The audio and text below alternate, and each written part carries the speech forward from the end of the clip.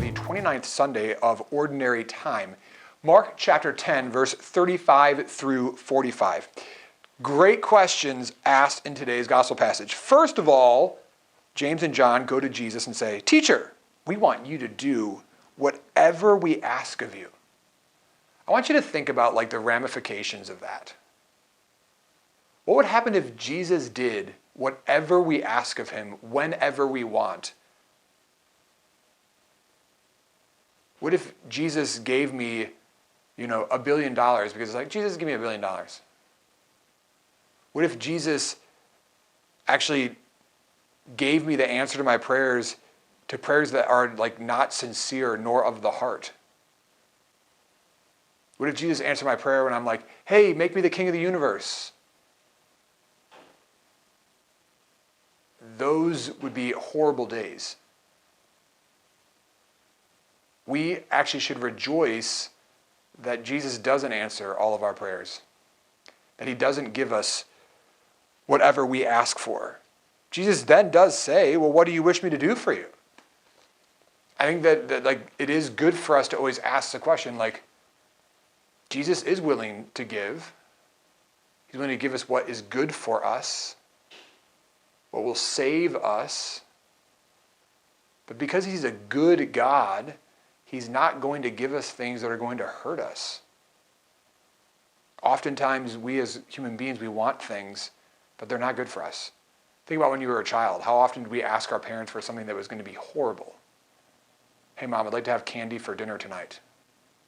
Hey, Mom, I'd like to stay the whole entire night wide awake playing games. The reality is that people who love us don't give us what we want, they give us what we need. So Jesus does ask of us, but the question, what do you wish me to do for you? But with that, there has to be the responsible response in our parts of God, you know what's best for me. You know what is good for me. And that's what I want. This is why that petition in the Lord's Prayer, thy will be done. We want the Lord's will in our life. We want the Lord's will because we know that his will is what is best for us. Us desiring things and wanting things can actually sometimes hurt us or hinder us. And that, of course, is not what God wants. So I think just it might be good just to spend some time in prayer, spend some time in reflection. What do you want to ask Jesus for?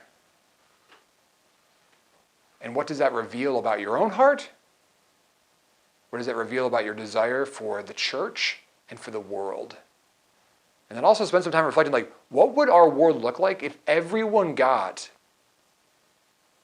what they wanted when they asked for it? How horrible would our world look?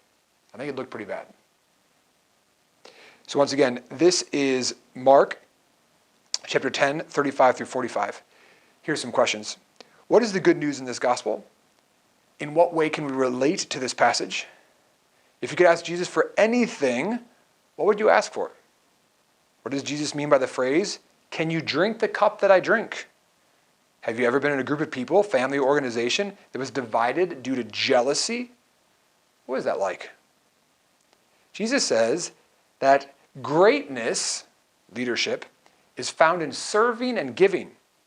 Can you give an example of a leader in your life that has done this? A leader who is great because they were good at serving and giving? How is Jesus' leadership a good example for all of us? You'll see these questions down in the description. Thank you for joining us for Alive for this 29th week of Ordinary Time. Join us next week as we continue to enter deeply into Mark's Gospel. Thanks for joining us.